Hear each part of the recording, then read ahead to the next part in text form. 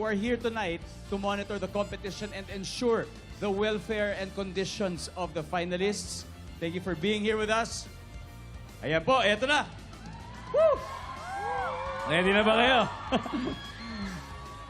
Napakasaya po talaga ng gabing ito. Lalo na at kasama natin muli ang finalists din ng The Voice Kids 2024. Andito po sina Makmak, nandito, si Winces nandito, at ang The Voice Kids 2024 Grand Champion na si Nevin. Hi, Nevin. Hi, Makmak, Winces. Thank you for being here with us. At ngayon, bagong batch na ng talented finalists ang kasama natin. Sino kaya sa kanila ang mananalo ng Artist Management and Recording Contract mula sa UMG Philippines?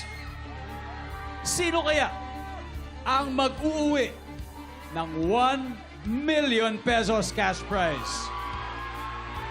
Sino kaya ang tatanghaling next grand winner ng The Voice Kids?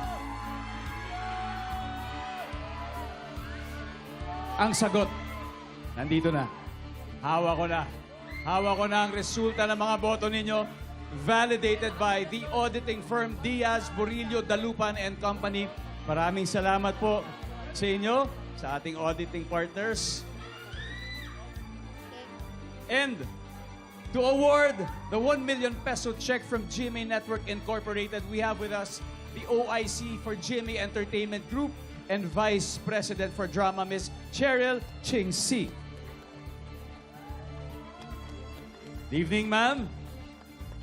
And also here to award the trophy is the Vice President from Musical Variety, GMA Entertainment Group, Ms. Gigi Santiago Lara.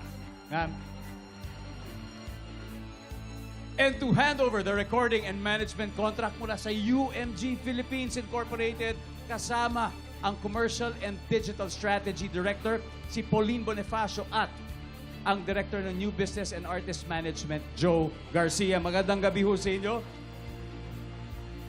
This year's non-winners will each receive 100,000 pesos. At ngayon, malalaman natin kung kaninong boses ang binoto ng bayan.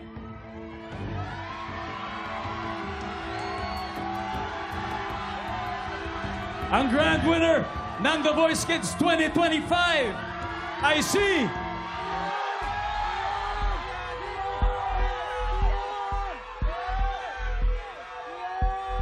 Sofia Marianes Pangilinan.